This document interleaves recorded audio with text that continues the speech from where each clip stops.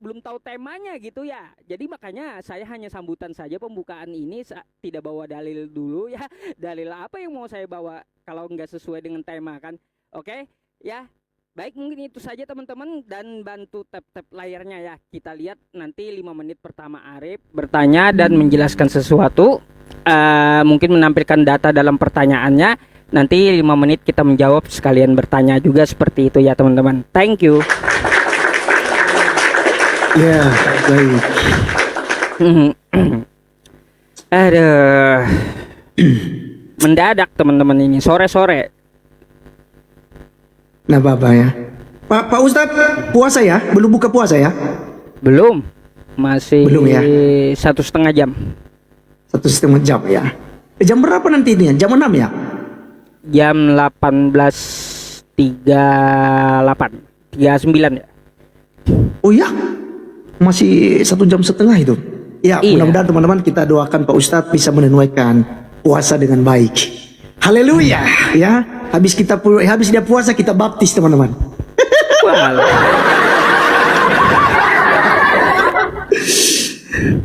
Ya, bercanda gurau itu teman-teman ya.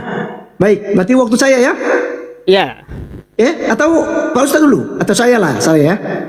Silakan, ente duluan. Oke, siap. Baik. Oke, teman-teman sekalian ya, saat ini kita akan bernarasi selama 5 menit sambil bertanya kepada Pak Ustadz Yusuf ya.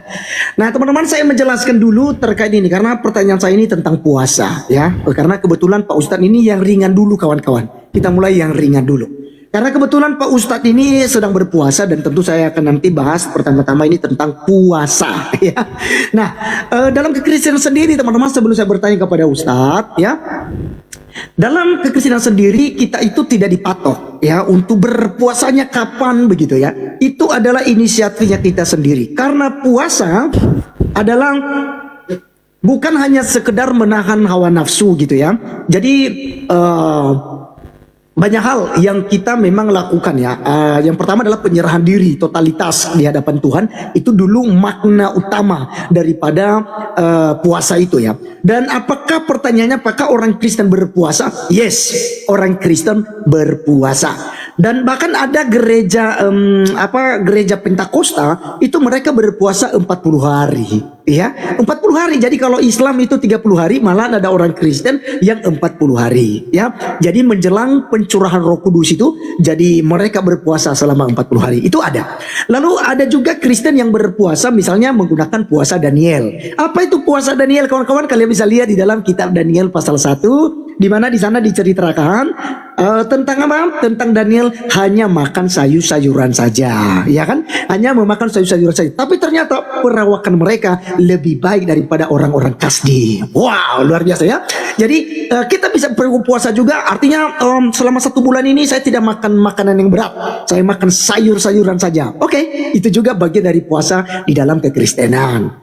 Yang kedua, puasa yang kedua adalah puasa Ester. Puasa Ester itu ada 3 hari 3 malam. Ya, jadi kalau Pak Ustadz mungkin barangkali nggak pernah melakukan itu ya, 3 hari 3 malam tidak makan dan tidak minum. Wah, sampai pecah-pecah bibir ini Pak Ustadz. Kalau mic ini bisa dimakan, kita makan itu. Kalau puasa 3 hari 3 malam ya. Jadi itu Esther dengan pengikutnya itu melakukan itu ketika menghadap Raja Ahasveros ya. Jadi 3 hari 3 malam tidak makan tidak minum. Demikian juga hewan-hewan mereka itu tidak makan 3 hari 3 malam. Ini luar biasa kawan-kawan. Lalu ada juga puasa ya, puasa per hari gitu ya. Misalnya kita puasa dari jam 6 pagi ya, atau mungkin dari malam, dari jam 10 malam sampai ke jam 6 sore. Misalnya begitu. Itu juga kadang-kadang kita berpuasa ya. Nah, intinya bahwa puasa itu adalah sesuatu hal yang tidak diwajibkan di dalam kekristenan. Kalau Anda berpuasa, silakan berpuasa. Kenapa? Karena Yesus juga mengatakan bahwa kalau Anda berpuasa ya, jangan sampai orang tahu kalau kau berpuasa, ya kan? Jangan sampai orang tahu kalau kamu berpuasa, tapi minyakilah mukamu, gitu ya. Minyakilah mukamu supaya orang tidak tahu kalau kamu sedang berpuasa. Jangan murung mukamu, apalagi kamu salahkan orang lain. Saya ini lagi puasa, kamu itu makan di situ, ya kan gitu. Itu nggak boleh, dalam Kristen tidak boleh. Ya justru ketika ada terjadi demikian, kita menahan gitu. Ya, itu ujianlah dalam puasa kita itu. Makanya Tuhan Yesus mengatakan kepada kita itu untuk berpuasa itu ya harus ya menjauhkan. Ya. Kemudian puasa yang lain kawan-kawan, puasa Tuhan Yesus sama seperti puasa Musa 40 hari dan 40 malam. Nah, teman-teman sekalian, saat ini yang saya mau tanyakan kepada Pak Ustadz yaitu tentu perintah puasa di bulan Ramadan itu ada di dalam Al-Baqarah kalau nggak salah itu 183 sampai 85 itu ada. Tetapi pertanyaan saya, apakah baginda Rasulullah itu berpuasa 1 bulan penuh? Ya, apakah baginda Rasulullah yaitu Muhammad itu berpuasa 1 bulan penuh? Kalau ada, silakan nanti tunjukkan ya. Silakan tunjukkan kepada saya. Kedua, apakah kalau berpuasa itu tidak tidak boleh ya mungkin cipika-cipiko dengan istri atau mungkin ya selain tahan makan ya atau apalagi mungkin berhubungan badan gitu ya. Ya, nah, apakah itu boleh dilakukan pada saat berpuasa, apalagi di bulan puasa ini gitu ya? Apakah itu boleh gitu? Ya, atau mungkin ciuman orang barat lah, ya tahu ya? Kalau bicara ciuman orang barat, itu diperbolehkan dah di dalam Islam di saat berpuasa. Mungkin barang itu saja pertanyaan saya kepada Bro Ustadz Yusuf. Oke, silakan. Waktu saya habis.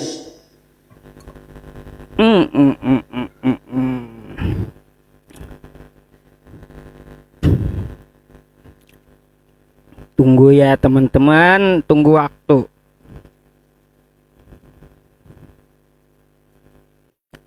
Terima. Oke. Dua pertanyaan ya teman-teman yang diajukan ke saya ya. Jadi apakah puasa itu boleh berciuman suami istri yang sah gitu ya pasti ya, yang sudah muhrim gitu. Apakah boleh? Jawabannya kenapa tidak gitu? Kenapa tidak?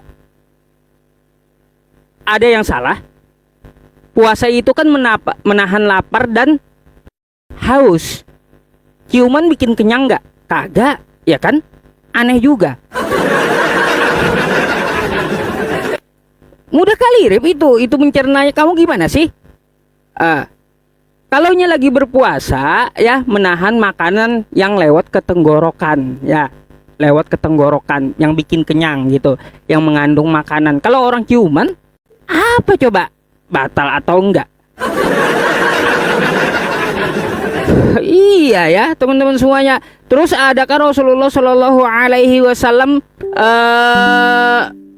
berpuasa 1 bulan? Wah, ya ini nih hadisnya nih.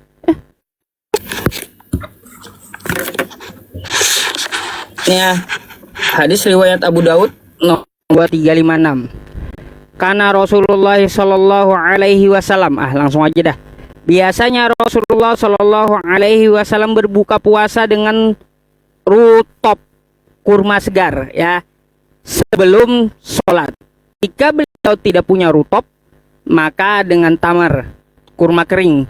Jika beliau tidak punya tamar, maka dengan beberapa teguk air. Hadis riwayat Abu Daud 2356, disahihkan Albani dan Sahih Abu Daud.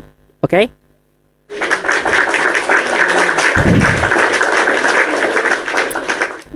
Setiap Nabi berbuka puasa, dia memakan kurma dan air gitu ya. Ya. Oke? Nah, udah saya jawab ya. Gampang kali pertanyaannya ya, teman-teman.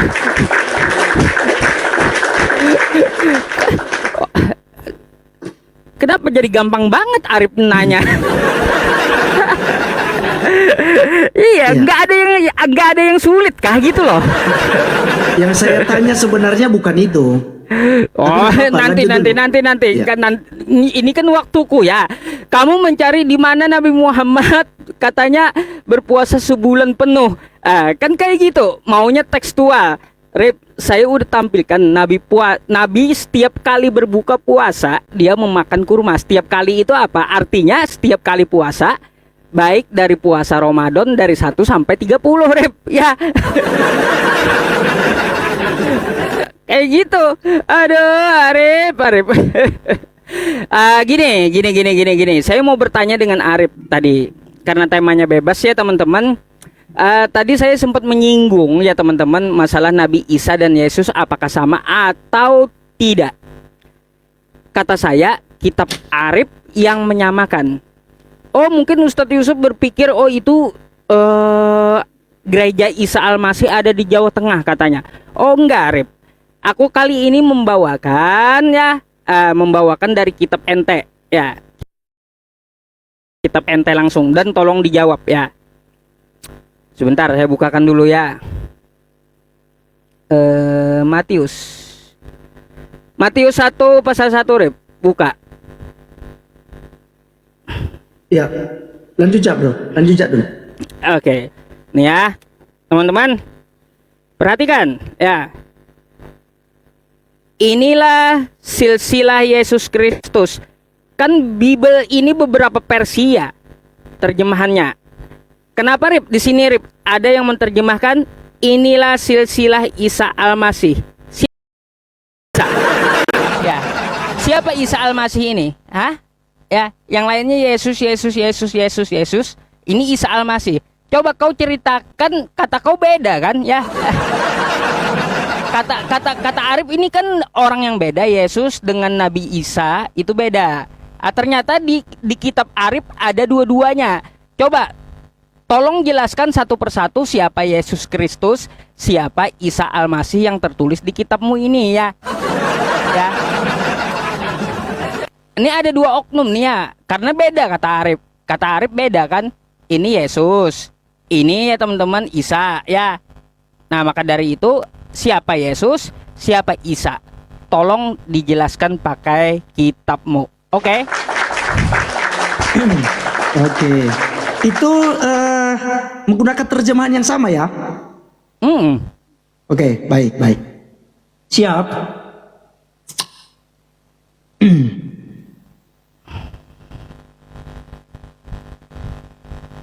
Belum muncul. Oke, sabar teman-teman ya. Belum muncul waktunya ini. Kita tunggu Ustaz Yusuf nih. Oke. Terima. Oke, siap. Ya, teman-teman sekalian saya langsung menjawab saja karena ini kalau tadi Pak Ustaz bilang pertanyaan saya kok gampang sekali sebenarnya karena dia tidak mengerti apa yang saya tanyakan. Dan kalau saat ini pertanyaan Ustaz Yusuf saya katakan juga pun kok enteng banget kok bertanya tentang itu.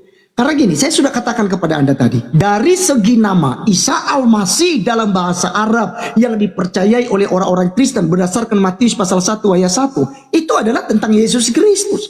Itu saya tidak menyangkali itu. Saya sudah katakan juga sebelum kita mulai match bahwa kalau dari segi nama Bang Arif, Bang Laskar tidak keberatan. Isa Al-Masih adalah nama dalam bahasa Arab. Dari mana? Dari kata Yesus, kemudian Iso, lalu masuk kepada Yesus. Yesus, lalu Iso, kemudian masuk ke Isa.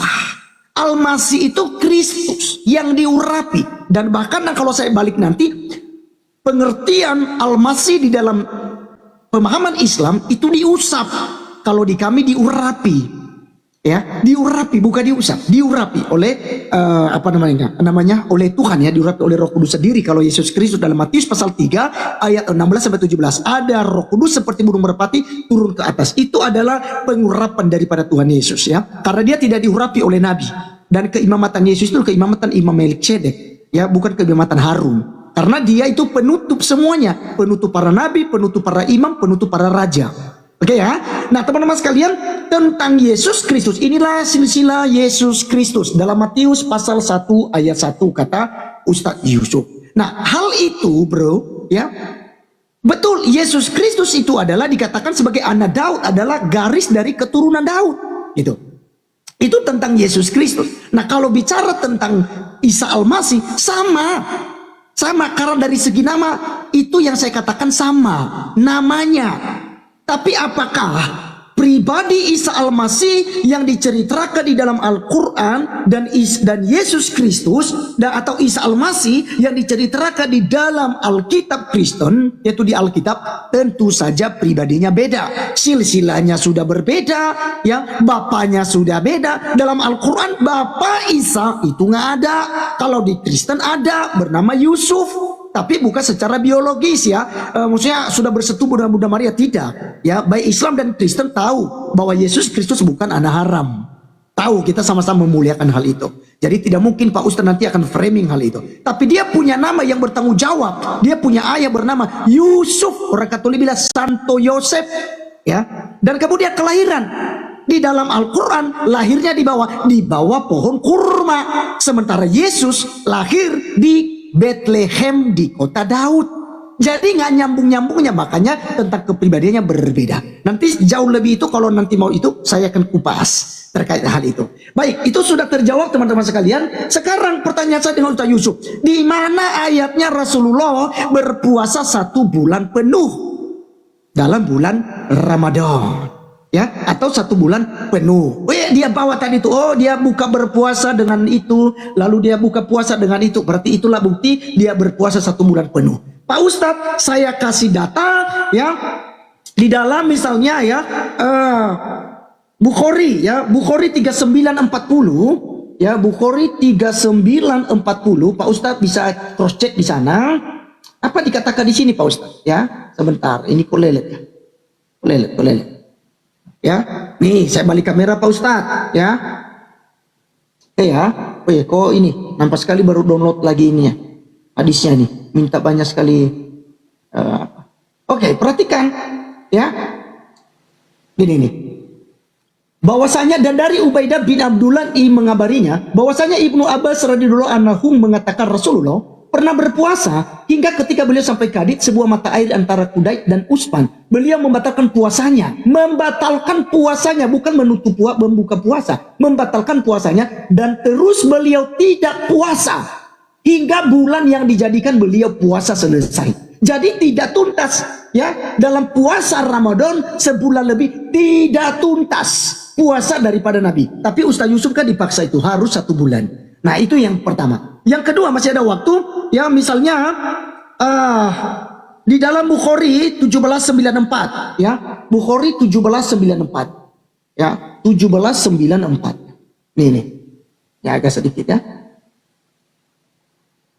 Oke, perhatikan baik-baik apa dikatakan di sini ya. Aku bersama Rasul dalam satu selimut, tiba-tiba aku mengalami sorry ya, saya harus bacakan ini. Ketika aku bermain dalam satu selimut, tiba-tiba aku mengalami haid, maka aku diam-diam pergi, lalu aku mengambil pakaian khusus haidku. Beliau berkata, ada apa denganmu? Apakah kamu mengalami haid?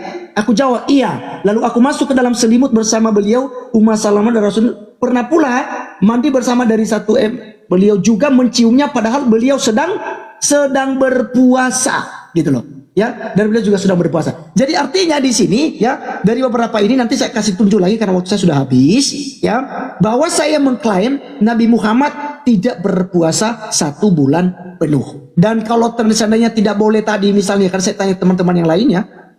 Oke, silakan dulu waktunya dulu bro. Nanti saya lanjutkan lagi. Silakan. Oke ya teman-teman, kalau untuk masalah berciuman dengan muhrim nggak membatalkan puasa gitu ya. Terus hadis yang disampaikan oleh Arif tadi berarti dia nggak paham ada keringanan tentang masalah puasa yang bisa dikodo di hari selain Ramadan ya teman-teman ya. Jadi gini katanya, ini Rasulullah membatalkan puasanya, jadi Nabi kagak puasa sebulan penuh katanya teman-teman. Nggak paham dia di dalam puasa itu ada keringanannya untuk membatalkan puasa dan digantikan dengan hari yang lain gitu. Aduh. Kebanyakan kawan kita kebanyakan makan kecap rupanya. Aduh. Udah itu Rip, gampang gitu ya. Terus kata kamu di mana Nabi Muhammad berpuasa sebulan penuh? Rip, kalaunya perintah Allah ya Rip ya, pasti dikerjakan Nabi Muhammad SAW. Nah, contoh ya di dalam Quran surah Al-Baqarah ayat 185. Ya, bulan Ramadan, bukan hari Ramadan ya. Artinya apa? Bulan Ramadan yang di dalamnya diturunkan Al-Quran sebagai petunjuk bagi manusia. Artinya ya, siapa yang sakit dalam perjalanan lalu tidak berpuasa, ini Rip tentang masalah puasa ya. 1 bulan penuh dan dikerjakan Nabi Muhammad 1 bulan. Bulan ya, bulan bukan hari ya, bulan ya. Kalaunya 1 bulan penuh, 1 bulan penuh itu langsung diperintah Allah. Kalau diperintah Allah pasti langsung dikerjakan oleh Nabi Muhammad, nggak perlu lagi ada hadisnya ya. Nggak perlu lagi ada hadisnya kalau sudah ada perintah Allah. Kalau 1 bulan Ramadan. Nah, tuh. Terus tadi yang ku sampaikan kepada kamu nih ya tentang masalah ini nih tadi. Nih. Pakai apa beliau buka? Biasanya Rasulullah Shallallahu Alaihi Wasallam berbuka puasa dengan rutop. Ya, hadis riwayat Abu Daud. Ada gitu loh ya. Tekstualnya aja apa? Syahru Ramadan. Ya, syahru ini rep syahru Ramadan 1 bulan ya, 1 bulan penuh. Perintah Allah langsung. Kalaunya Allah memerintahkan, artinya Nabi Muhammad langsung mengerjakan ya. Kayak gitu. Karena apa? Karena kata Allah, laqad kana lakum fi rasulillahi uswatun hasanah. Sungguh yang ada dalam diri Rasul itu ada suri tauladan yang baik untuk kita contoh. Jadi ketika perintah puasa Ramadan turun, beliau duluan yang melaksanakan, baru disampaikan kepada umatnya. Jadi seperti itu ya.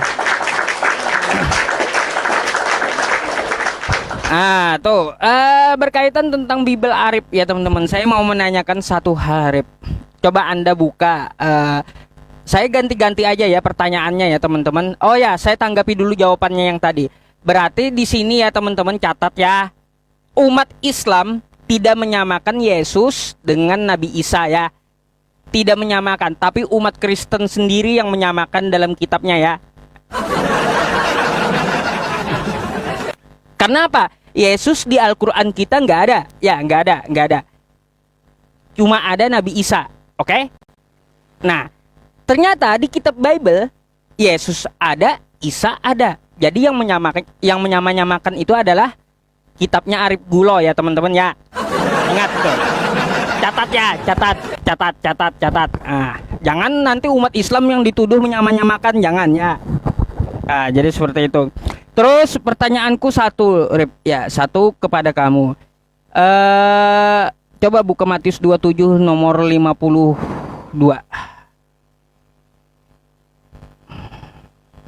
Matius 27 52.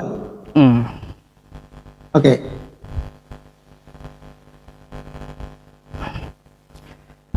Nah, nih, kubacakan ya.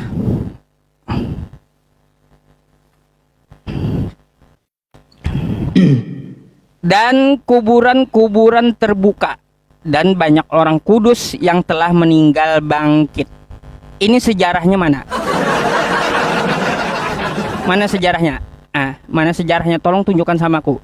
Dan sesudah kebangkitan Yesus, mereka pun keluar dari kubur, lalu masuk ke kota Kudus. Oh, Jawa Tengah. Mereka jalan-jalan ke Jawa Tengah ini ya, dan menampakkan diri kepada banyak orang. Ini mana sejarahnya, mana? Aku mau tanya dulu sama kamu. Ini mana?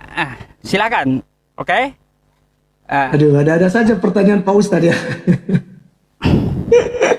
Iya, katanya lengkap kan kitab kamu itu sejarahnya. Mana sejarah apa itu? Masa ada orang keluar bangkit dari kubur masuk ke kota Kudus. Kota Kudus kan Jawa Tengah ya teman-teman ya. Ya.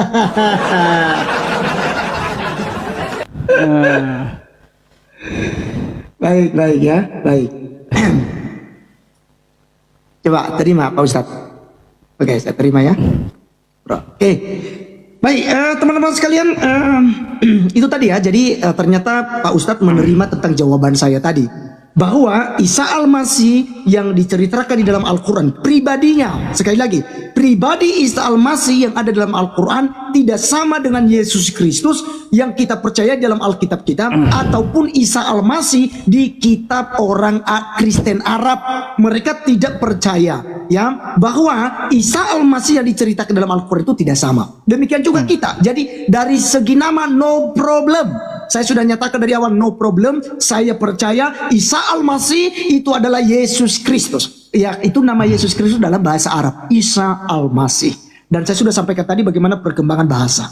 Nah, jadi saya pikir sudah tuntas karena Pak Ustaz sudah terima itu. Jadi intinya bahwa tidak ada Yesus dalam Al-Quran, ya, jangan disama-samakan, ya, jangan disama-samakan. Itu sebabnya negara kita juga di kalender sudah diganti tuh. Ya sudah diganti tuh. Sampai baku sindir-sindir kami Ustaz Yusuf dulu di YouTube gara-gara itu. Ya, jadi dia bilang tutup gereja-gereja Isa Al-Masih yang ada di Indonesia karena sudah diganti itu. Jangan pakai kata Isa Al-Masih lagi. Ya, nama Isa Al-Masih no problem dong. Karena Isa Al-Masih yang diikuti itu adalah nama dalam bahasa Arab, bukan nama yang ada di dalam Al-Quran, pribadi yang ada dalam Al-Quran. Nah itu teman-teman sekalian, jawaban yang pas untuk Pak Ustadz. Nah kemudian dia bawa Matius pasal 27 teman-teman. Di mana kuburan-kuburan itu? Di mana sejarahnya? Baik, ini saya sementara cari sejarahnya, tetapi ingat ya, yang dikatakan di sini itu tentang kebangkitan atau pada waktu Yesus Kristus ya telah mati di kayu salib, dia bangkit pada hari yang ketiga dan itu dialami oleh orang-orang kudus ya. Jadi ini adalah ya mereka ya di dalam ini Matius ya sebentar ya. Matius pasal 27 ayat 50, ini adalah kubur-kubur terbuka dan banyak orang kudus yang telah meninggal bangkit. Apa yang dimaksudkan orang kudus yang bangkit? Yaitu mereka yang mati di dalam Tuhan. Karena gini, Hades itu begini Pak. Hades itu kan alam maut itu ada dua ya, ada dua versi dalam Kristen.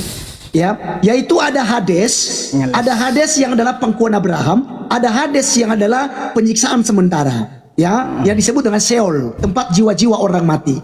Nah, mereka yang mati di dalam Tuhan, inilah mereka yang dibangkitkan. Ada satu kisah di dalam Lukas 16 tentang Lazarus si miskin dan si orang kaya. Ya, di mana si Lazarus di pangkuan Abraham, si orang kaya ada di dalam neraka dan ada jurang pemisah antara mereka. Nah, yang ada di pangkuan Abraham itulah yang dibangkitkan lalu dibawa ke Firdaus. Karena setelah Yesus meninggal teman-teman sekalian, itu mereka semua dipindahkan ke dalam Firdaus. Makanya kalau kita lihat tentang Yesus disalibkan, lalu ada orang yang mati di sampingnya, ya, Yesus katakan ini, hari ini juga engkau akan ada bersama-sama dengan aku di Firdaus. Nah, jadi roh orang-orang kudus ini itu dipindahkan ke Firdaus, sehingga ada perbedaan lagi antara neraka ya, tempat siksaan sementara jiwa-jiwa disebut dengan Sheol ya, Sheol Pak Ustadz ya, disebut dengan Sheol, tempat jiwa-jiwa orang yang mati di luar Tuhan. Sementara jiwa-jiwa mereka yang hidup dalam Tuhan itu mereka di dalam Firdaus, bagian dari sorga dalam kekristenan.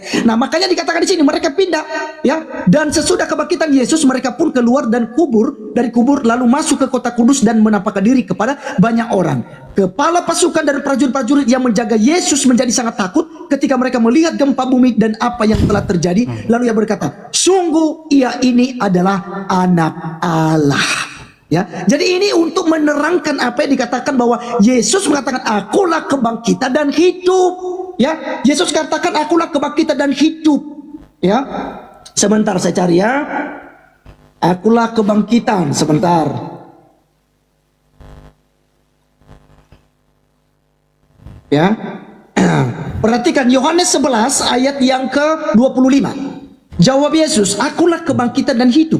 Barang siapa percaya kepadaku, ia akan hidup walaupun ia sudah mati. Dan itu tergenapi di dalam Matius pasal yang ke-27 tadi ayat yang ke-52 Pak Ustadz.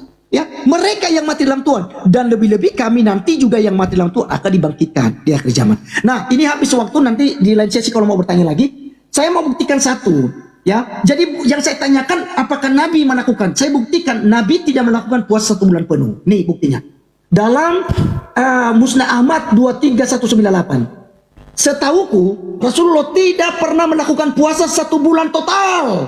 Beberapa hari diantaranya mesti beliau tidak puasa. Ya, sekali lagi ya. Setauku Rasulullah tidak pernah melakukan puasa 1 bulan total. Beberapa hari diantaranya mesti beliau tidak puasa, dan beliau juga tidak pernah sebulan penuh tidak puasa, melainkan beberapa hari diantaranya beliau melakukan puasa. Apa artinya saudara-saudara? Muhammad tidak menunaikan puasa 1 bulan penuh. Nah ini, kalau ada dia menunaikan puasa 1 bulan penuh, silakan tunjukkan kepada saya datanya Pak Ustadz, silakan. Musnad berapa itu, Rep? 23198. 23198. Musnad Ahmad. Iya. 23198. Musnad 23198. 231. 23198. Siap. Betul sekali. Ahmad. Oke. Terima. Belum muncul. Ah, ini. Oke. Rip, aku itu Rip ya menanyakan mana sejarahnya mana gitu loh. Itu yang kutanyakan sama kamu, bukan cerita Low sana battery. sini Please charge. kesana kemari. Aduh, kamu low baterai ya atau apa itu? Ya, sejarahnya mana? Pasti ada ada yang mencatatkan kejadian besar tersebut, Rip ya. Karena apa, banyak orang kudus bangkit dari kubur gitu. Nah, itu yang kutanya, sejarahnya mana gitu. Ketika kebangkitan Yesus banyak orang juga bangkit dari kubur. Wah, itu entah dongeng atau kayak gimana gitu. Ya. Adakah kejadiannya pada tahun berapa? Tolong disampaikan kepada saya. Bukan sana sini masalah roh tadi kamu apa? Kamu jelaskan gak ngerti aku, serius. Aku cari tekstualnya, sejarah tersebut di mana letaknya gitu adanya. Adakah yang mencatatkan selain di luar Bible gitu? Ya, karena kan di Bible hanya cuplikan seperti itu saja. Waktu kebangkitan Yesus, katanya Yesus bangkit lalu banyak orang kudus, orang Jawa Tengah ya. Orang kudus bangkit dari kubur, orang suci bangkit dari kubur lalu mereka berjalan ke kota Kudus. Ini kan bangkit dari kubur kayak jombe aja kayak gitu. Zombie ya. Kayak gitu. Mana sejarahnya itu? Itu kejadian yang sangat besar. Ya, masalahnya kejadian yang sangat besar. Yesus bangkit aja diberitakan satu orang, apalagi banyak kuburan yang bangkit tuh ya. Nah gitu Rip, yang ku maksud ya. Tolong kamu tunjukkan sejarahnya siapa penulisnya, kan kayak gitu. Jangan mengada-ada dengan cerita kamu kesana kesini. Aku nggak terima cerita kamu. Aku minta sejarahnya, kenapa ada terjadi seperti ini dan di mana letak sejarah yang kamu utarakan kepadaku terkait Matius 27 nomor 52 tersebut gitu loh. Berkaitan tentang masalah Nabi Muhammad SAW, Rip ya. Nabi Muhammad tidak berpuasa 1 bulan penuh, ya no problem. Kenapa emang? Memang ya Nabi Muhammad SAW mencontohkan kepada umatnya apa? Bila ada ad-darurah atau ikrah, maka silahkan gitu untuk membatalkan puasanya ya. Kenapa emang? Jadi harus seorang nabi itu harus gitu ya sebulan penuh puasanya agar mencontohkan umat maunya Arif gitu ya. Tapi enggak dicontohin kalau batalin puasa gitu. Ya kagak Rip ya. Jadi ada aturan-aturan puasa, keringanan-keringanan tentang masalah puasa. Nih ya. Nih.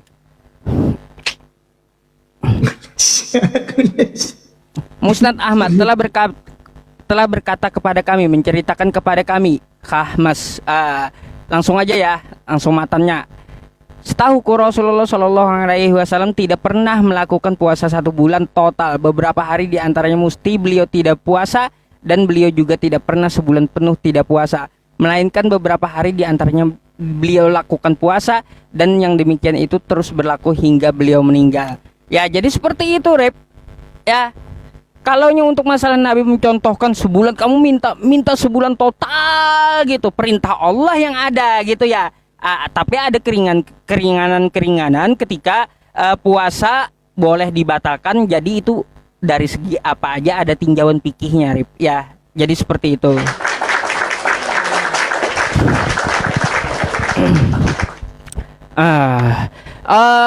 Itu Rip, tolong diingat ya pertanyaanku. Itu sejarahnya di mana? Bekas kuburnya kamu tolong carikan kubur yang mana juga itu ya, yang bangkit orangnya gitu di Yerusalem kan itu pasti itu ya. Karena apa? Itu adalah fakta yang sangat bersejarah yang saya pengen tahu tapi nggak dapat sampai sekarang sejarahnya di mana itu. gitu. Ketika Yesus bangkit, lalu kuburan orang-orang suci juga bangkit, itu di mana gitu? Ini udah kayak dongeng apa kayak gitu loh. Ya. Iya, iya. Coba. Ini Yusuf, ini foto kubur orang yang bangkit. Terus mereka jalan ke sini, namanya si ini. Coba kau jabarkan sejarahnya coba gitu ya, teman-temannya. Kok ada gitu orang-orang bangkit dari kubur ya, heran juga. Aduh.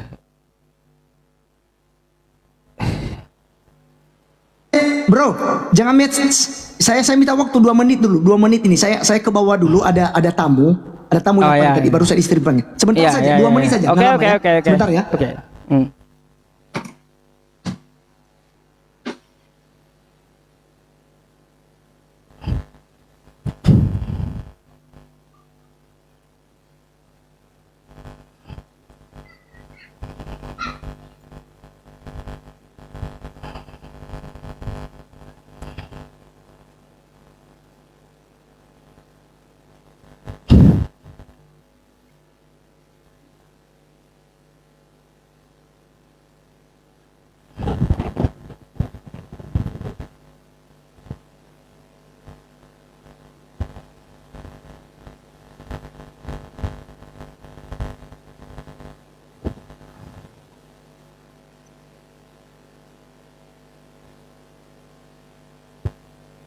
Refresh kepala itu. Iya, itu saya mau nyari bahannya di mana itu ya teman-teman, heran saya. Syukron. Syukron jazakallah ya yang kasih gift.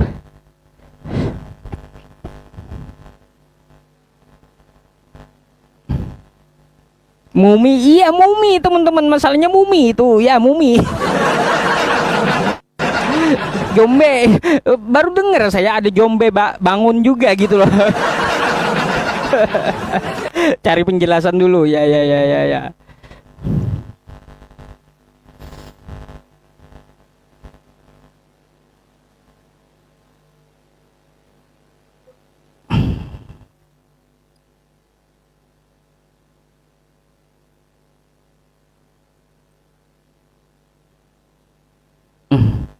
Lama kali Arifnya ini ya. 2 menit katanya, ada tamu.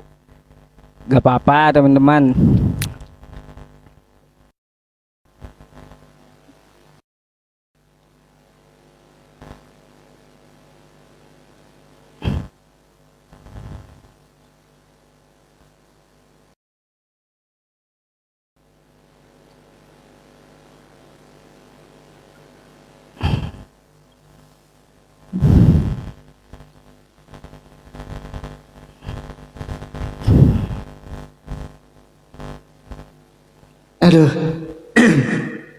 Aduh, minta maaf Pak Ustadz. Saya punya tamu yang ini orang yang mau kerja di kebun.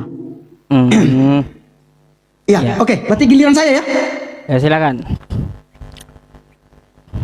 Baik, Pak Ustadz, terkait tentang kalau Anda menuntut tentang sejarahnya, siapa yang mencatat coba ini semua, saya nggak bisa jawab itu. Kenapa? Karena memang kalau Pak Ustadz sudah cari pun di internet, Anda juga tidak dapatkan. Dan juga barangkali kalau saya cari juga sama ya. Tetapi apa yang telah dicatat oleh kitab suci kami, tentu itu kami berkaca di situ, ya kan? Karena kami mempercayai Injil Matius itu adalah ya Injil sinoptik, ya, yang tentu saja berbeda dengan Injil Markus dan Lukas, walaupun hanya beda-beda tipis, karena dia melihat dari sudut pandang yang berbeda. Nah, jadi saya sudah menjelaskan tentang Matius 27 ayat 52 berdasarkan kitab suci tadi. Nah, sama toh, Anda tadi itu tidak harus dilakukan oleh Rasulullah, tidak ada bukti juga dia melakukan 1 bulan penuh puasa, saya tidak tuntut juga. Jadi saya pikir satu sama di situ ya, karena saya nggak bisa pancing juga, nggak bisa maksakan itu. Bahkan saya bisa buktikan beberapa hadis, Nabi Muhammad itu tidak berpuasa 1 bulan penuh. Waduh, kok saya kena ini lagi, tarik potongan pusli ya. Oh, bukan pelanggaran kali, bukan. Ya, jadi itu teman-teman sekalian ya, terkait itu. Nah, terkait tentang apa yang dikatakan oleh Pak Ustadz tadi, tidak apa-apa jika Nabi tidak tuntas puasa. Waduh, dia adalah panutan. Dia adalah junjungan yang harus diikuti. Apa yang dilakukan oleh itu? Kalau begitu Pak Ustadz ikuti ya bolong-bolong puasa juga. Nah apakah kemudian boleh Pak Ustadz bolong-bolong berpuasanya? Nah saya pikir kawan-kawan sekalian, ketika Pak Ustadz memberikan jawaban seperti itu masih ambigu, dan tentu ya sebagai seorang ustadz harusnya bisa memberikan referensi yang mendekati gitu loh, bahwa Muhammad ini sudah melakukan yang namanya puasa 1 bulan penuh ya. Dan beberapa hadis yang saya sudah catat di sini, tapi saya akan berpindah pada pertanyaan lain karena Pak Ustadz tidak bisa menjelaskan itu ya. Sama seperti saya juga tentang siapa yang mencatat sejarah itu ya. Saya cari tadi di sejarah ada satu sejarah yang mencatat itu, tapi itu tentang Yesus Kristus. Dia bukan orang Kristen ya, tapi dia mencatat tentang sosok Yesus Kristus. Tapi saya lihat di artikelnya tidak pernah. Dan ini menjadi tugas buat saya. Barangkali ada dan saya tidak tahu tentang sejarah, tentang kuburan-kuburan ini yang telah orang-orangnya udah pada bangkit lalu naik ke kota Kudus ya. Nanti next time saya akan diskusi lagi dengan Pak Ustadz memberikan jawaban itu. Ya, itu. Lalu kita lihat ya teman-teman sekalian. Dari puasa tadi udah sah, Pak Ustadz juga tidak bisa memaksakan. Saya tidak bisa paksa. Apakah Nabi Muhammad tidak berpuasa penuh? Hanya saja saya sebagai non-Islam, non-Muslim, saya berkata lalu, ngapain saya jadikan Muhammad sebagai junjungan, sementara dia saja tidak tuntas melakukan puasanya, itu ya. Kalau dia tuntas melakukan puasanya, setidaknya ada tercatat. Oh, Muhammad sudah melakukan puasa itu 1 bulan penuh, gitu, ya. Nah jadi ini buat Pak Ustadz ya, yang saya tanyakan berikutnya terkait tentang Islam, saya beda pertanyaan lagi ya, bagaimana kemudian Pak Ustadz menjelaskan satu di dalam ini ya, di dalam Al-Quran ya kawan-kawan ya. Saya lupa di mana itu, saya lagi cari, barangkali ada waktu nanti, di mana orang-orang kalau tidak masuk ke agama Islam itu ya harus disingkirkan begitu ya. Disingkirkan, perangilah mereka, kalau mereka tidak terima Islam maka ada sesuatu ya. Nantilah saya cari ininya dulu, ayat referensinya. Saya sudah blank ini gara-gara saya tadi ada kegiatan. Ya. Saya kasih yang simpel saja lah, saya lagi cari, saya buka Al-Quran juga. Saya cari yang simpel saja. Pak Ustadz tolong jelaskan kepada saya bagaimana meyakini Kristen, saya secara pribadi, bahwa Nabi Muhammad itu benar-benar Nabi, gitu loh, benar-benar Nabi. Karena yang pertama, alasan saya yang saya tanyakan ini, ketika Nabi Muhammad bertemu dengan Allah Subhanahu Wa Taala di Gua Hiro, itu yang pertama tidak ada saksi, itu pertama. Nanti tolong dijelaskan. Yang kedua juga bagaimana kemudian kita bisa percaya bahwa dia adalah penutup para nabi? Apakah ada ayat Al-Quran yang mengatakan bahwa Muhammad itu adalah diangkat sebagai nabi? Bukan rasul ya. Kalau rasul ini, tapi saya tanya tentang nabi. Misalnya di dalam Maryam 1933 mengenai Isa Al-Masih, atau ya Isa Al-Masih di situ dikatakan sudah diberikan kepada kitab Injil dan diangkat sebagai seorang nabi oleh Allah Subhanahu Wa Taala. Letter dituliskan. Nah kepada Muhammad apakah ada letter dia dituliskan bahwa dia adalah nabi yang diangkat oleh Allah Subhanahu Wa Taala? Mungkin barangkali itu aja dulu. Nanti saya tanyakan yang berikut. Silakan. Pertanyaan bagus ya teman-teman.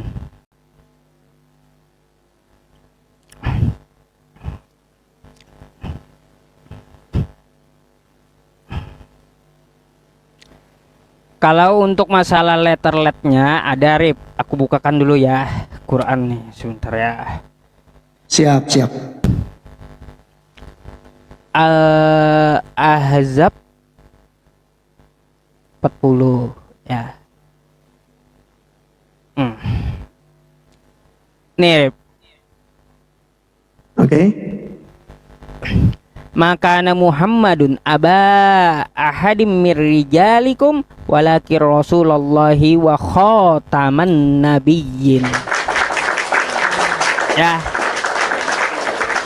Muhammad itu bukanlah bapak dari seorang di antara kamu, melainkan dia adalah utusan Allah dan penutup para nabi.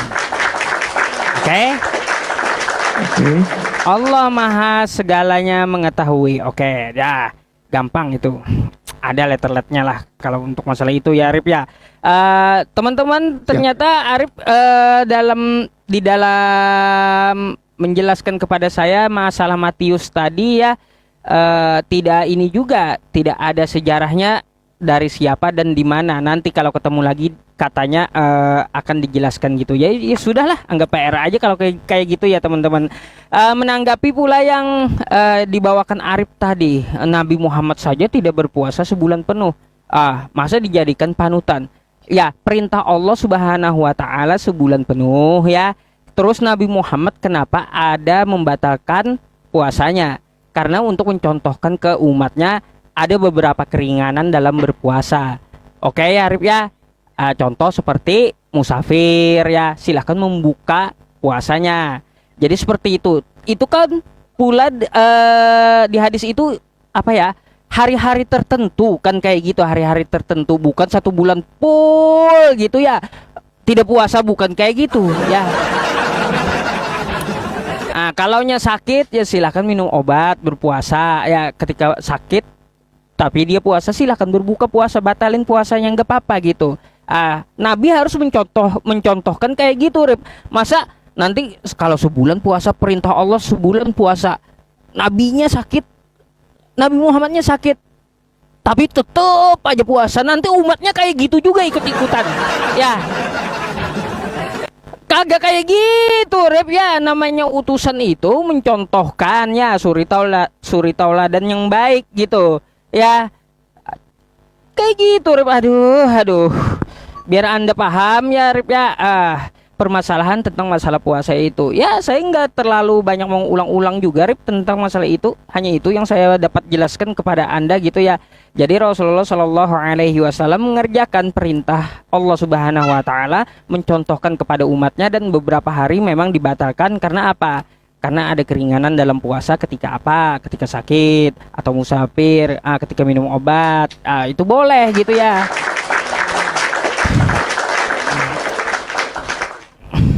Tapi perintahnya sebulan. Oke, terus saya mau bertanya satu lagi sama Arif nih, teman-teman. Silakan. Rip, aku minta carikan nama yang ini, Rip ya. Tadi Matius 27 ya. Ini Matius 26 lagi, teman-teman. Matius 26 nomor 18 ya. Jawab Yesus, "Pergilah ke kota kepada si Anu." Anu ini siapa?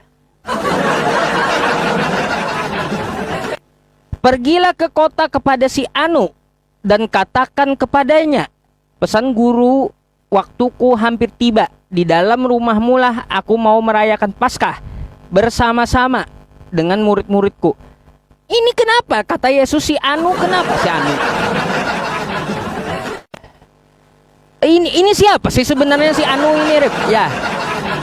Aku mau menanyakan ini namanya siapa si Anu nih? Secara otomatis. Loh, kenapa Rip? Iya, kenapa putus bro? Kenapa putus? Saya pikir Anda terblokir. Enggak. Oke, aman. Oke. Karena terjadi tadi saya terlempar dari aplikasi. Iya, oke. Jadi gini Rip ya, saya minta carikan pertanyaannya. Jawab Yesus, "Pergilah ke kota kepada si Anu." Si Anu ini siapa gitu loh ya. Ini yang saya mau masa kita nyuruh orang tapi nggak tahu namanya, menyebutkan kepada siapa, nanti sesat pula ya. Siapa itu? Coba kamu jelaskan si Anu siapa itu. Ya. Oke, sebentar ya, saya cari dulu ya. Oke.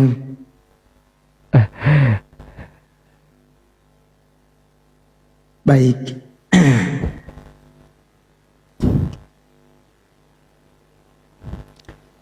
Seru juga sih kalau boleh nanya bebas kayak gini, seru. Tapi nggak baik.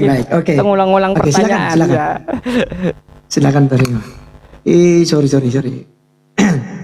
Iya baik teman-teman sekalian, Matius 26 ayat yang ke-18. Siapa nama ya? Jadi agak lucu-lucu Pak Ustadz ini. Jadi kalau ada sesuatu yang tidak tertulis dalam Alkitab itu yang ditanya. Jadi saya pikir pertanyaannya agak lucu ya, kocak gitu. Baik ya. Jadi yang dimaksudkan di situ pertama-tama dalam Matius dulu ya, Matius 26 karena ada beberapa referensi ini Pak Ustadz ya. Dalam 26 ayat 18 ya, jawab Yesus, pergilah ke kota kepada si Anu dan katakan kepadanya, pesan guru, waktuku hampir tiba, di dalam rumahmu lah aku mau merayakan Paskah bersama-sama dengan murid-muridku. Lalu murid-muridnya melakukan seperti. Nah, artinya di sini esensi daripada Yesus makan Paskah dengan murid-muridnya itu perikopnya. Jadi esensinya adalah untuk pergi ke salah satu rumah ya. Jadi saya tidak menjelaskan siapa nama orang ini. Itu. Saya nggak bisa jelaskan siapa namanya. Tapi yang jelas Tuhan Yesus menyuruh mereka supaya mereka pergi ke sebuah kota dan memilih satu rumah di sana. Nah, di dalam Markus 14 ayat 12 14 ya, Markus 14 saya kasih tahu ya. Itulah gunanya Injil sinoptis ini. Tapi saya tidak tahu nanti apakah terjawab namanya ya. Karena ini jawab pertanyaan mendadak, jadi saya nggak punya jawaban yang apa. Nah perhatikan, pada hari pertama dari itu kemudian lalu ia menyuruh 2 orang muridnya dengan pesan, pergilah ke kota. Di sana kamu akan bertemu dengan seorang yang membawa kendi berisi air, ikutilah dia dan katakanlah kepada pemilik rumah yang dimasukinya, pesan guru, di manakah ruangan yang disediakan bagiku untuk makan Paskah bersama-sama dengan murid-muridku. Jadi esensinya untuk mencari sebuah rumah. Ya, nama kota si Anu itu kan gaya bahasa seperti orang Toraja atau si Anu, akan gitu ya. Kemudian Lukas 20 Yohanes lah 13 ayat 21 misalnya. Ya, aku berkata kepadamu sesungguhnya seorang di antara kamu akan menyerahkan aku. Murid-murid itu memandang seorang kepada yang lain. Mereka ragu-ragu siapa. Seorang di antara murid Yesus, yaitu murid yang dikasihnya, bersandar dekat kepadanya di sebelah kanan. Kepada murid itu Simon Petrus bersandar. Oke lah, ini tentang ketika mereka sudah sampai. Jadi ada 2 saja yang mencatat, yaitu Matius dan Markus pasal 14 tadi. Mulai dari ayat yang ke-12 ya. Nah kawan-kawan, sekali lagi tentang nama orang si Anu ya, itu Alkitab tidak catat itu. Barangkali ini adalah sebuah gaya bahasa. Saya nggak tahu ya. Apakah ini sebuah gaya bahasa seperti misalnya di Indonesia iokah gitu loh ya. Iotoh misalnya gitu. Atau mungkin biasanya di Sulawesi itu si Anu. Saya sudah bilang sama si Anu, jadi bahasa si Anu. Tapi inti dari ini kan tentang perjamuan Paskah Pak Ustadz. Ya, intinya adalah untuk pergi menyediakan tempat untuk perayaan Paskah bersama dengan murid-muridnya. Jadi kalau tanya si Anu itu siapa, saya nggak tahu namanya. Alkitab tidak mencatat siapa namanya. Ya, oke ya, itu jawaban saya kepada Pak Ustadz ya. Ini ada saja pertanyaannya. Baik ya, nanti sambil saya cari ya, ya. Iya. Ya. Baik, sekarang kita akan lihat Pak Ustadz. Ini tolong jelaskan kepada saya, kenapa Allah Subhanahu Wa Taala yang Maha Kasih, Maha Penyayang memerintahkan umatnya, ya sekali lagi ya, memerintahkan umatnya untuk apa? Untuk memerangi orang-orang yang tidak menerima agama Allah. Perhatikan. Dalam At-Taubah 29, perangilah orang-orang yang tidak beriman kepada Allah dan hari kemudian. Mereka yang tidak mengharamkan apa yang telah diharamkan Allah dan Rasulnya, dan mereka yang tidak beragama dengan agama yang benar, agama Allah, yaitu orang-orang yang telah diberikan kitab hingga mereka membayar jizyah atau pajak dengan patuh dengan mereka dalam keadaan tunduk. Ya kan? Jadi artinya di sini bro, ada sesuatu hal yang aneh yang menurut saya, kenapa kemudian Allah itu menyuruh kalian untuk memerangi orang-orang yang tidak beriman kepada Allah? Bahkan di dalam ayat 73-nya dikatakan juga dalam ayat 73. Bentar ya. 73. Ya, wahai Nabi, berjihadlah dalam kurung melawan orang-orang kafir dan orang-orang munafik, dan bersikap keraslah terhadap mereka. Tempat mereka adalah neraka jahanam, dan itulah seburuk-buruk tempat kembali. Nah ini juga ambigu buat saya. Dia di lain sisi dia adalah Allah yang Maha Kasih, Maha Penyayang, yang tentu saja mengasihi ciptaannya, dan tentu Allah yang benar tidak akan membunuh, ya, tidak akan membunuh orang-orang yang ini ya. Tapi kenapa di sini menyuruh Nabi Muhammad gitu? Untuk apa? Untuk berjihad yang melawan orang-orang kafir itu. Dan dipastikan bahwa mereka itu akan nanti ada di dalam neraka. Jadi sudah sejak purbakala Allah Subhanahu wa taala sudah menetapkan ini. Ada orang yang masuk surga, ada yang tidak masuk surga. Nah, nanti akan next time ada pertanyaan saya berikutnya lagi. Silakan, Pak Ustaz. Oke. Bertanyalah yang ini Pak Ustadz, kok kayak bahasa anu saja sudah langsung ditanyakan tentang kata anu. Gimana sih? Aduh. Saya jadi Aku pengen tahu jawaban kamu gitu. kota anu, ya kan? Apa lagi ya?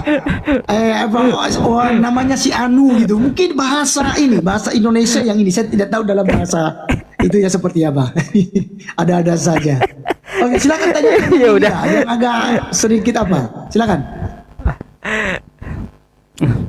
Ya itu kenapa aku menanyakan si anu, itu kan kalimat perintah, nanti kan nyasar gitu loh ya, nyasar, pergilah kamu ke rumah si anu. Si anu siapa? Kan yang dicari kan tempat tinggal, rumah, pergilah kamu ke rumah si anu. Siapa tong? Masalahnya kalau gak disebutin namanya nyasar, makanya aku cari tahu siapa namanya yang dimaksud ya. Tapi kalau kata Arif nggak tahu ya sudahlah, nggak perlu kita paksa juga ya teman-teman. Aduh, sakit dada saya, ketawa melulu. Astagfirullah. Aduh. Ya gini, Rep. Aku jawab dulu ya. Dari Al-Qur'an atau Taubah 29 tadi. Ini Rep ya, ayat berkaitan dengan perang Tabuk ya. Ya. Konteksnya di sini ya. Maka ayat ini beralih kepada ahli kitab ya, yang hendak memerangi orang-orang mukminin. Konteks ayat ini turun berkenaan dengan perang Tabuk. Saat itu terdengar berita bahwa pasukan Romawi akan menyerang dan berusaha menguasai daerah perbatasan tersebut, maka turunlah ayat ini sebagai perintah untuk memerangi mereka. Jadi Rip ya, kalau di medan perang ya cuma dua yang kita temui, kalau nggak dibunuh, terbunuh. Ya, maka dari itu seperti itu perintah Allah ya. Kalau udah ketemu musuh di medan perang, ya jangan dikasih ampun, jangan mundur gitu. Mati kau syahid ya. Jadi seperti itu. Oke?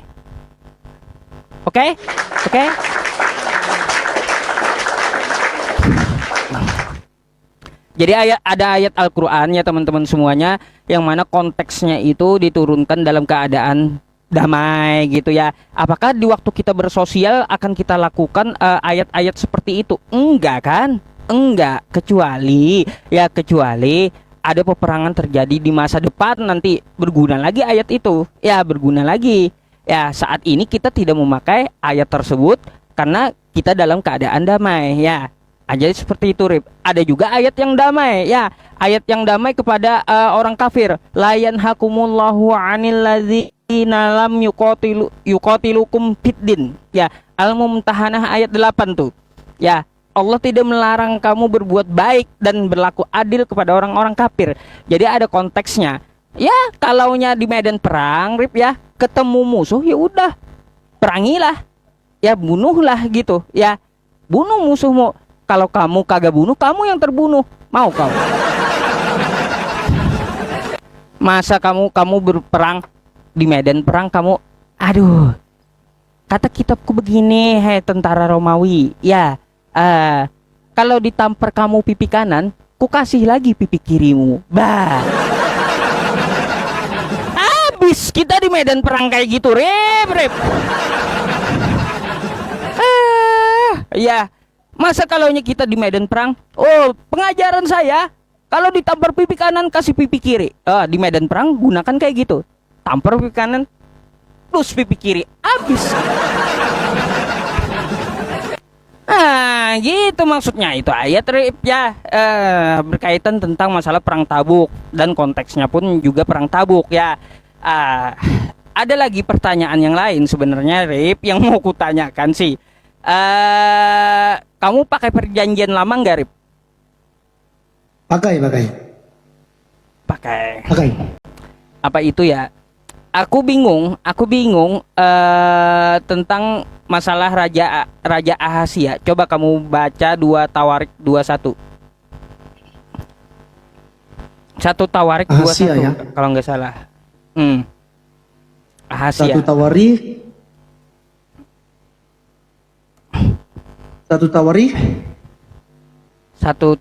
Sebentar ya, aku carikan. 2 Tawarik 22. 2 Tawarik 22. Oke. Nah, Rep, ini aku izin sedikit ambil waktunya ya. Silakan. Rep, di sini ya, kalau di 2 Tawarik nih semua ya, aku tampilkan. Ini kan tentang Raja Ahasia, Rip ya, 2 Tawarik 22. Nah, Ahasia ini, Rip ya, dia memerintah di Yerusalem ya selama 8 tahun. Oke? Ayat Dan berapa dia itu? meninggal di 2 Tawarik 22. Ayat Ini 1 perikop 22 21 1 perikop. Nih. Oke. Nah, ini 2 Tawarik 21 dulu ya. Raja Yoram. Oke, ya. Lalu Nah, 22 tadi?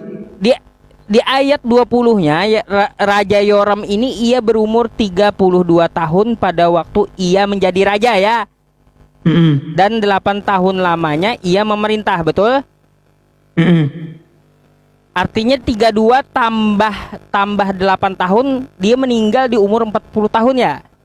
Raja Yoram ini 40 Apakah tahun. dikatakan dari situ meninggal ya? Setelah itu meninggal. Iya, ia meninggal nih. Ia meninggal dengan tidak dicintai orang. Oh iya. Ya, meninggal ya Yoram 40 tahunnya umurnya ya. Oke. Nah, lalu digantikan anaknya, Rip, Raja Ahasia. Ya. Oke. Nah, mari kita baca. Ternyata Ahasia anaknya menggantikan Ahasia berumur 42 tahun. 42 tahun pada waktu ia menjadi raja. Rip, tolong jelaskan kepadaku, kenapa anak lebih tua daripada bapaknya? Tadi ayahnya meninggal umur 40 tahun, sedangkan anaknya naik jadi raja udah 42 umurnya. Kayak gimana itu, Rip? Aduh, sakit kepala aku mikir ini, Rip. Kenapa anaknya lebih tua daripada bapaknya? Silahkan ya. Oke, baik. Bentar ya. Gimana jawaban Arif? Perhatikan ya teman-teman ya. Oke. Baik.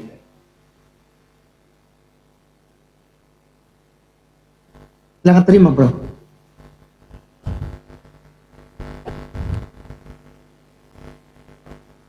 Ya, jadi teman-teman sekalian, di dalam 2 Tawarik pasal 22 dan Tawarik 21 tadi yang dibawakan oleh Pak Ustadz ya. 21 ayat yang keberapa tadi itu dikatakan bahwa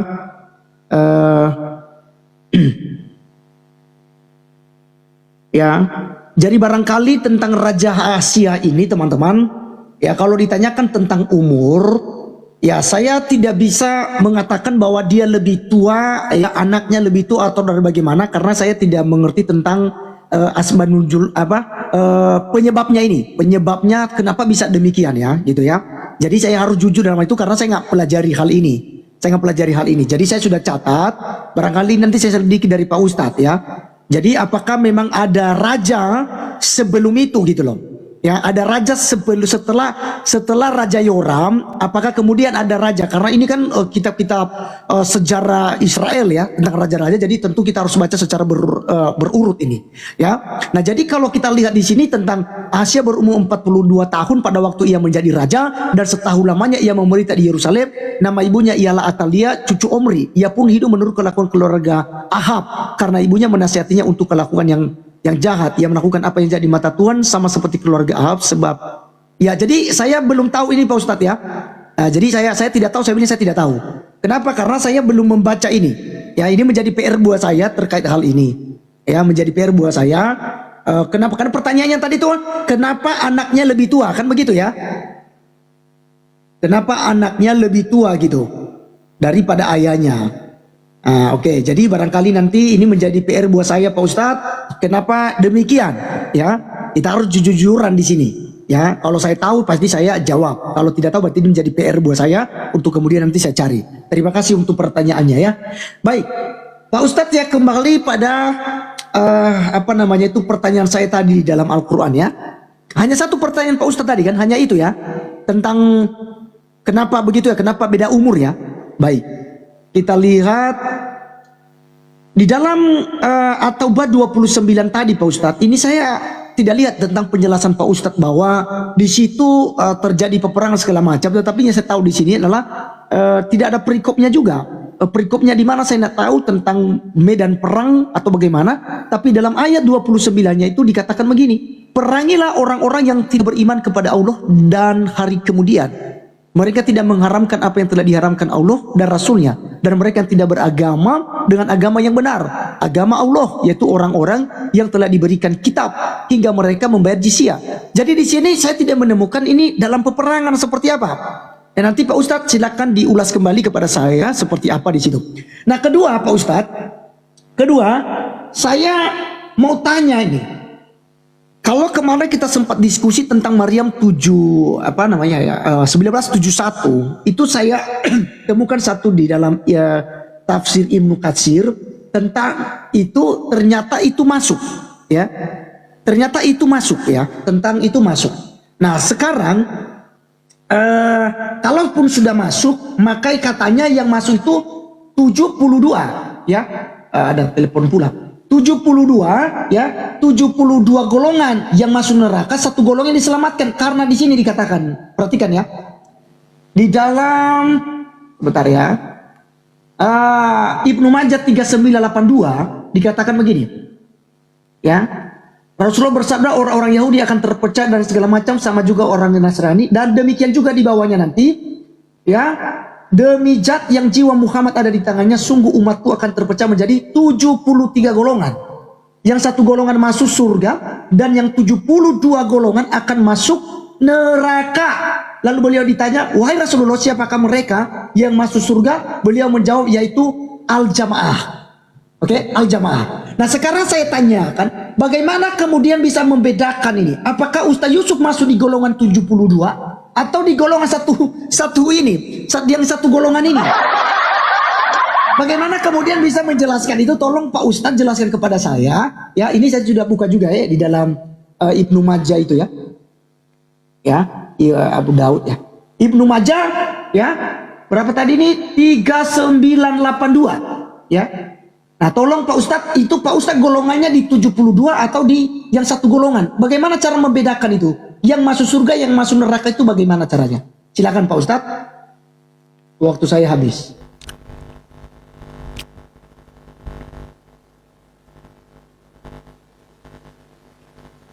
Kita satu kali lagi putaran ya Pak Ustadz ya. Saya ada kegiatan habis ini.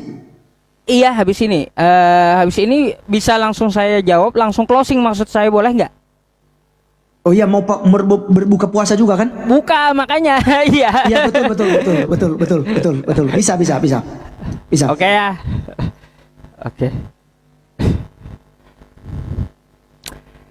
Oke, begini Rip. Ada dua warisan, kata Rasulullah Shallallahu Alaihi Wasallam. Selama kamu mengikuti dua warisan tersebut, kamu tidak akan tersesat. Apa itu? Kitab Allah wa sunnata rasulih, Al-Quran dan hadis. Jadi dari 73 golongan tadi ya, satu golongan itu yang selamat adalah orang yang mengikuti Al-Quran dan hadis. Jadi seperti itu. Rip. Tarok tufikum amrotain ya. Selama dia tidak mengikut, selama dia berpegang teguh kepada dua hal, Al-Quran dan hadis ya, dia mata dilu, tidak akan tersesat selama-lamanya. Jadi Rip ya, dari 73 itu hanya satu yang selamat, yaitu Al-Quran dan hadis sebagai pedomannya. Semua umat Islam sekarang memang nama organisasinya berbeda, ya berbeda-beda gitu. Tapi semuanya merujuk ke Al-Quran dan ke Al-Hadis. Jadi seperti itu. Nah kalau ada umat Islam tapi menyembah berhala gitu ya, tapi tetap pakai Quran, nah itu salah itu ya. Ya, kayak gitu ya. Kalau ada umat Islam aliran apa? Katanya Tuhannya jadi manusia. Aliran umat Islam. Ini termasuk nih dari 73 golongan tuh ya. Tapi semua saat ini umat Islam ente pelanggaran rip langsung di stop aja dah. Kenapa saya? Pelanggaran oleh Alasannya Bang apa? Laskar, pelanggaran oleh Bang Laskar Kristus. Bang Laskar Kristus ditandai karena informasi pribadi. Pelanggaran berulang dapat tidak. Waduh, Kamu Ya, pelanggaran rip, kenapa diputus? Ya udahlah, alasannya disuruhnya diputus ini. Nggak tahu. Informasi pribadi katanya.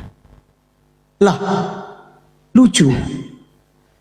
Jadi gimana? Kita lanjut atau kita putus? Itu dimintanya diputus. Dari TikTok itu Rip, bukan dari aku. Oke, baiklah, berbahaya itu ya, berbahaya di akun ya. Iya. Iya, Kamu oke, nggak begini bisa. saja Pak Ustadz. Ini juga kan nggak enak juga Pak Ustadz mau buka puasa ya kan, udah 1 harian tidak makan tidak minum, jadi kasihan juga. Jadi barangkali kita putuskan aja lah ya, kita selesai kita closing lagi. Udah Baik, selesai sudah ya. nanti kita sambung lagi ya. Gampang. Iya, kita atur waktu lagi. Oke. Oke. Agak seru kalau ngambang ini kan, tidak ada tema kan. Pertanyaannya aneh-aneh, lucu-lucu semua. Iya, banyak sih masih yang mau kutanyakan, banyak serius ya serius ya teman-teman. Sama. Oke. Sama. Ya, kita bebas. Oke, Pak Ustadz, terima kasih banyak. Silakan ya. Oke. Untuk menunaikan ibadah puasanya dulu ya, dan berbuka puasa saat Thank ini. you. Ya, selamat Thank untuk you. bro. Ya, untuk teman-teman Muslim Oke. juga saya ucapkan selamat berbuka puasa. Seandainya saya dekat, saya ikut berbuka puasa. Biar saya hanya makan saja. Habis takjil. Oke, siap ya. Kita putuskan ya karena ini Oke, juga aku thank udah you. diperingatkan memang. Oke bro, thank you. You're welcome. Yo. Oke. Oke, siap.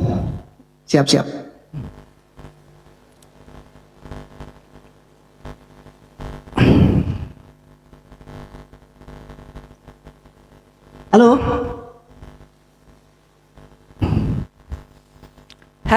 Teman-teman. Aduh, pertanyaan saya jadi PR semua.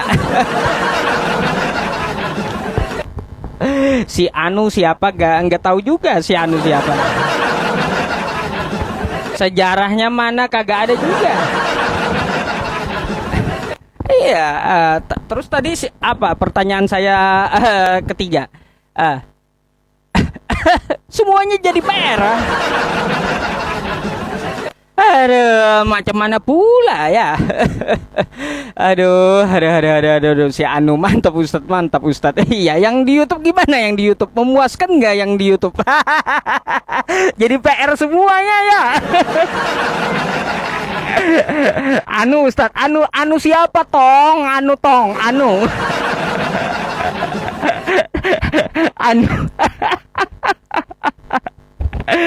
Aduh, otong. Baik ya teman-teman, di tempat saya 10 menit lagi buka puasa loh ya. Teman-teman ini selamat berbuka puasa ya bagi waktu Indonesia bagian tengah ya teman-teman sekalian. Saya izin pamit juga berbuka puasa ya. Gimana kalian sehat semuanya ya? Kawan-kawan semuanya, saya berterima kasih bagi yang sudah memberikan gift-giftnya ya. Gift yang Anda berikan akan saya gunakan untuk kemaslahatan umat Islamnya. Contoh seperti saya bayar wifi atau bayar listrik ya dari gift Anda berikan untuk saya berdakwah di online. Ada juga di offline untuk saya ibadah, bisa saya belikan alat sholat ataupun yang lain-lainnya. Jadi terima kasih ya atas gift yang Anda berikan. Semoga Allah membalas Anda dengan rezeki yang halal, berlimpah dan berlipat ganda serta barokah. Amin ya rabbal alamin.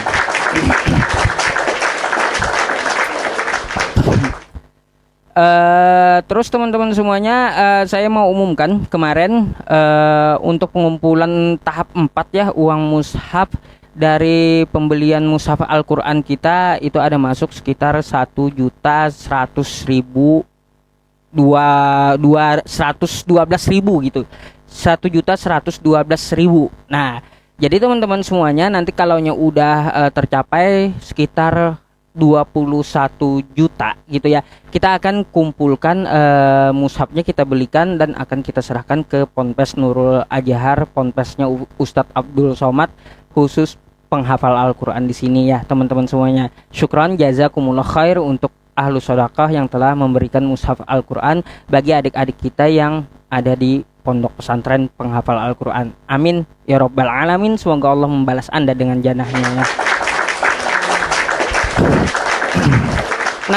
Nanti insya Allah saya spilkan kalaunya kita udah tercapai 21 juta uangnya ya, karena harganya 100 gitu, 100 mushaf 21 juta karena 210 satunya. Jadi kita bagikan mushafnya nanti untuk 100 siswa gitu ya. Oke, syukron jazakumullah khair untuk Bapak Ibu, saudara-saudariku. Syukron juga Ibu Nyai ya. Ada kereta. Syukron jazakumullah. Oke, gimana kita tutup dengan doa? Kenapa bukan malam live-nya? Malam saya tarawih ya teman-teman. Nanti insya Allah kalaunya bisa ba'da tarawih saya live lagi ya insya Allah. Makasih Bu Nyai ya. Oke. Baik, kita doakan ya para pemberi gift, ahlus sodakoh, dan bagi Anda semuanya yang ingin berbuka puasa ya, anggaplah ini sebagai doa buka puasa juga ya. Angkat tangannya dan aminkan. Amin. Bismillahirrahmanirrahim. Alhamdulillahirabbil alamin. Wassalatu wassalamu ala asrofil anbiya'i wal mursalin sayyidina wa maulana Muhammad wa ala alihi wa sahbihi wa barik wa sallim ajma'in. Allahumma inna nas'aluka salamatan fid din wa afiatan fil jasad wa ziyadatan fil ilmi wa barakatan fil rizqi wa taubatan qoblal maut wa rahmatan 'indal maut wa maghfiratan ba'dal maut. Allahumma hawwin 'alaina fi sakaratil maut wan najata minan nari wal 'afwa 'indal hisab. Rabbana la tuzigh qulubana ba'da idh hadaitana wa hab lana min ladunka rahmah innaka antal wahhab. Rabbana atina fid dunya hasanah wa fil akhirati hasanah wa qina adzabannar. Wa sallallahu ala sayyidina Muhammad wa ala alihi wa sahbihi wa sallam. Walhamdulillahi rabbil alamin. Taqabbarallahu minkum minnal wa minkum taqabbal ya karim. Terima kasih untuk teman-teman yang di YouTube ya. Saya hentikan dulu yang di YouTube, dan teman-teman di TikTok yang ada 1.700. Bagi Anda yang ingin membantu ya teman-teman, silahkan DM saya. Kita belikan untuk para santri mushaf Al-Qur'annya, silahkan DM saya ya. Nanti saya akan berikan nomor rekeningnya di DM. Syukran jazakumullah khair. Selamat berbuka puasa untuk Indonesia bagian tengah. Assalamualaikum warahmatullahi wabarakatuh. Al-afu mini barakallahu fiik.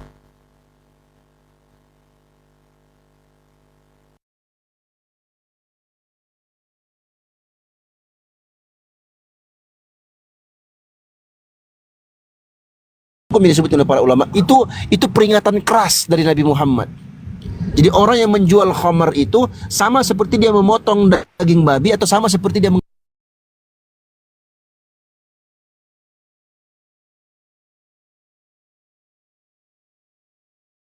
itu namanya hasty generalization kalau dalam Memang seperti itu. Bagaimana kau